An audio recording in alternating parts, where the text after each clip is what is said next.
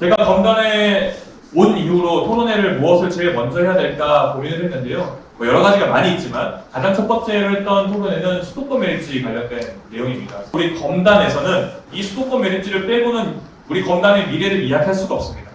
원당동이나 당하동을 지나다니는 그 트럭들, 그리고 우리 아라동도 마찬가지죠. 저 신한 아파트나 아래쪽 옆에 보면 매일 쓰레기차 지나다니고 있지 않습니까? 그것이 현상이라면 미래에 있는 이 수도권 메리츠를 어떻게 활용을 하느냐가 검단이라고 하는, 검단 신도시라고 하는 곳의 브랜드의 가치를 높이는 데 중점을 둬야 된다 생각을 합니다. 세 번이나 대체 메리츠 공모를 했는데 다 아무도 지원하지 않았어요. 이러다가 계속 수도권 메리츠 우리가 계속 떠안고 있어야 되는 거 아니냐라는 이야기가 나올 수밖에 없고, 실질적으로 현재 유정복 시장이 지난 임기 때 해놨던 사자 합의, 서울, 경기도, 인천, 환경부가 만들어낸 사자 합의의 조항이고 한 줄 때문에 수도권 메리츠 종료가 안 되게 생겼습니다.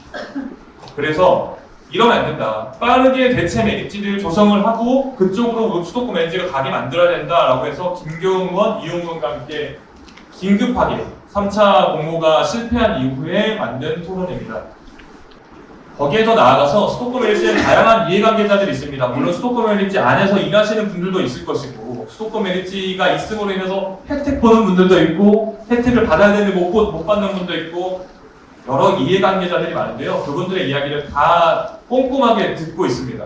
그래야 수도권 메리츠가 종료되고 이곳을 기회의 땅으로 사용하는 데 있어서 장애물이 되는 분들은 설득과 타협을 할 수 있는 그 계기가 될 것이고, 우리가 함께 똑같은 생각을 갖고 있는 분들은 손잡을 수 있는 계기가 될 수 있기 때문입니다. 그 이후에 지난번 검단 독재에 관해서 했던 토론회이기도 한데요. 국회 법제실이라는 기관이 있습니다. 국회에서 나오는 모든 법안들은 그 법제실을 통한다 생각하면 되는데, 그 법제실이 검단에 특화된 법에 대해서 토론회를 함께 열어주겠다 해서 연 토론회입니다. 부산 인구가 300만이 넘죠. 인천 인구가 이제 부산 인구를 따라잡기 직전인데 국회의원 숫자는 인천이 훨씬 적긴 합니다.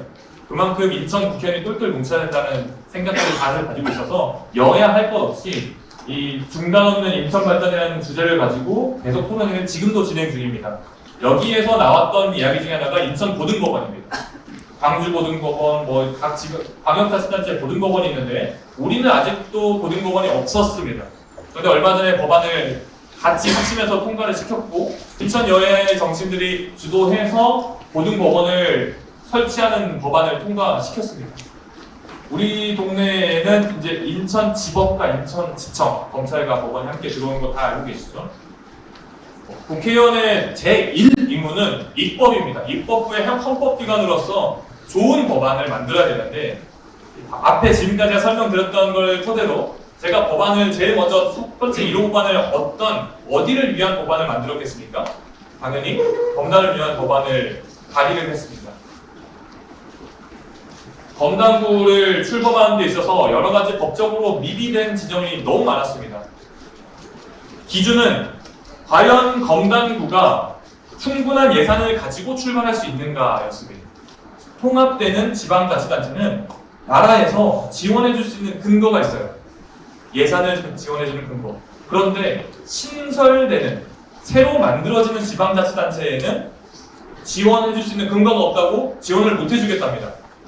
그래서 이 부분에 대해서 지방교부세법의 보통교부세, 특별교부세, 말이 참 어렵긴 한데 쉽게 말해 세금을 검단부로 가져올 수 있는 근거 규정을 만드는 법안을 발의했고 통과를 위해 노력 중입니다. 검단부 출범을 위한 건 추가해서 메리츠 3법이라고 저희가 명명했는데요. 메리츠로 들어오는 여러 가지 폐기물들이 있습니다. 근데 이 메리츠 특별회계라고 하는 그런 특별회계들은 써야 되는 곳이 정해져 있어요. 한마디로 우리 검단부에다가 마음대로 쓸 수 있는 게 아니거든요. 그래서 보시면 메리츠로 들어오는 폐기물의 톤당 6,000원씩, 6,000원 얼마 안 되는 거 아니야? 라고 하는데 좀 많이 들어가요. 그래서 지역자원시설세라는 걸 부과해서 이 들어오는 세금을 어떻게 쓰느냐, 앞으로 검단구청이 생기면 검단부의 재량대로 쓰는 겁니다. 검단구청이 딱 생겨서 아라동에 이 앞에 있는 곳에 뭐 문제가 있다, 또는 한별초에 뭐 여러 가지 시설을 해줘야 된다, 모아일가에 앞에 여러 어떤 내용을 검단구청이 해야 된다. 그러면 이 세수를 가지고, 이 세금을 가지고 쓸 수 있게 만드는 법안입니다.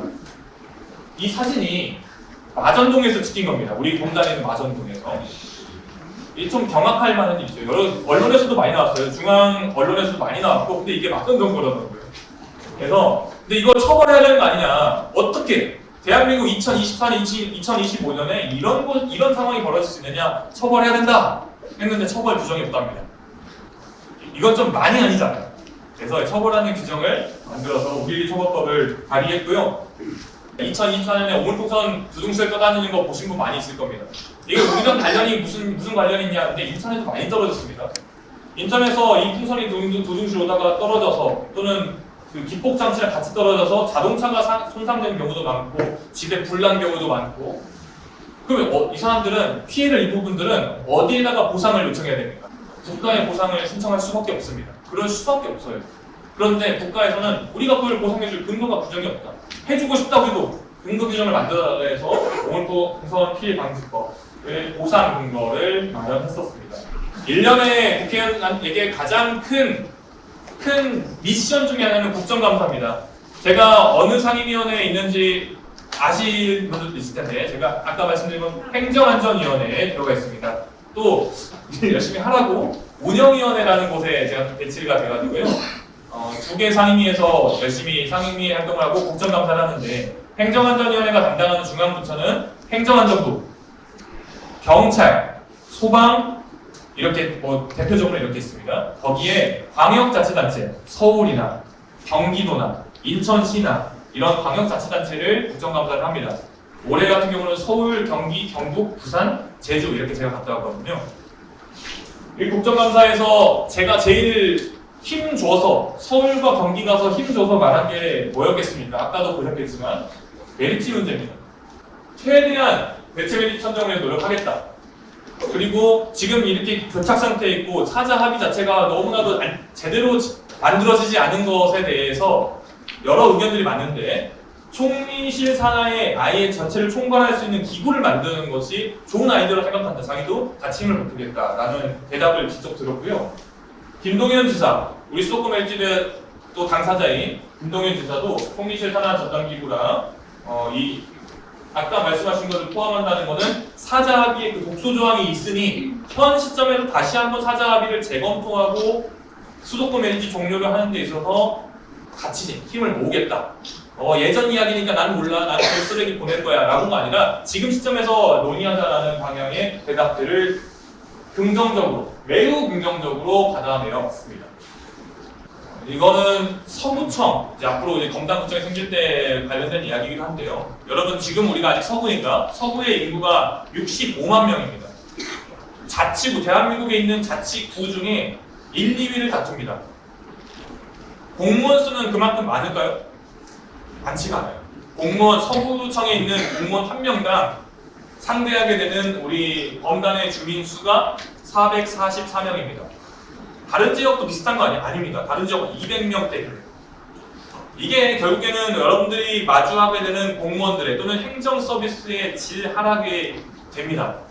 그렇기 때문에 이 부분에 대해서 행정안전부를 통해서, 행정안전부 장관을 통해서 국정감사 때 공무원 수 늘려야 된다. 특히 검단부가 새로 생길 때 처음 시작할 때 공무원 수를 신경 쓰지 않으면 할 일도 많고 행정수요도 얼마나 많을 텐데 공무원이 감당이 안 되고 공무원이 감당이 안 되면 결국 피해는 주민들께 돌아간다는 걸 명확하게 짚어냈고 이 부분에 대해서도 행정안전부 장관으로부터 입법적 조치나 여러 가지 많은 내용들을 하겠다라고 답변을 받아놨습니다. 검단초등학교라는 곳의 앞에 과속 카메라가 있었는데요. 이게 주변 분들에게 이 카메라가 너무 뜬금없이 속도를 제한시켜버려서 도로를 막 가다가 30이야? 줄여야겠네 라고 하는 그것 때문에 교통체증이 너무 심하다 출퇴근 때 이런 이야기 해주셔서 그럼 왜 여기에 돼 있을까 했더니 검단초등학교를 중심으로 원을 딱 그려서 이 원 안에 있는 도로네? 라고 하면서 과속 카메라를 30km로 붙여놨대요. 그래서 다시 검토해달라. 이 도로는 학생들이 여기까지 오지도 않을 뿐더러 육교도 설치되어 있고 여러 가지 이유를 다시 한번 따져달라라고 경찰청장한테 답변을 들었고요. 경찰청장이 그러더니 바로 전국에다가 이 내용을 공문을 보내서 결론적으로 심의위원회에 통과가 됐습니다. 심의위원회에서 30kg를 50kg로 바꾸는 걸 통과시켰고, 제가 이걸 대표적으로 보여드린 이유는 이렇게 하나하나씩 다 풀어가겠습니다.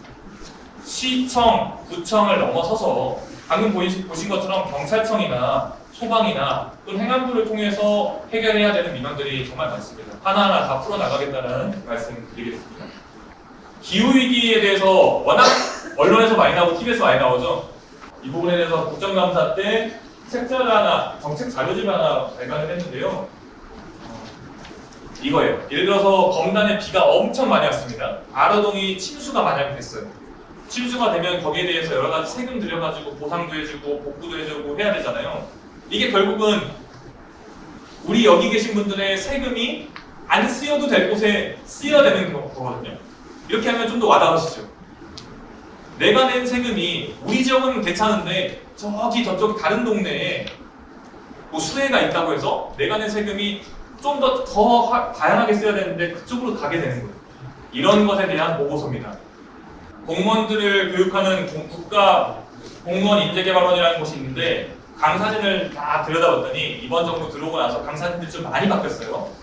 채용된 강사들을 보니 물론 훌륭한 분도 꽤 있으셨겠지만 좀 참 많은 분들이 흔히 말하는 뉴라이트 사관을 가지신 분들. 우리는 일제에 쌀을 수탈 당한 게 아니라 수출한 거다. 이렇게 말하거나 뭐 이런 더 많이 안 하셔도 안 들어도 알겠죠? 그런 사람들이 강사로 들어와 있었어요. 그 중에서 가장 높은 자리에 있었던 국가 인재개발원장입니다. 이 사람의 유튜브에 가면 이 인재개발원장 하면 자기 유튜브에 이런 영상을 올려요. 이런 사람이 국가 공무원을 교육하고 있었습니다. 이 지점에 대해서 그러면 안 된다.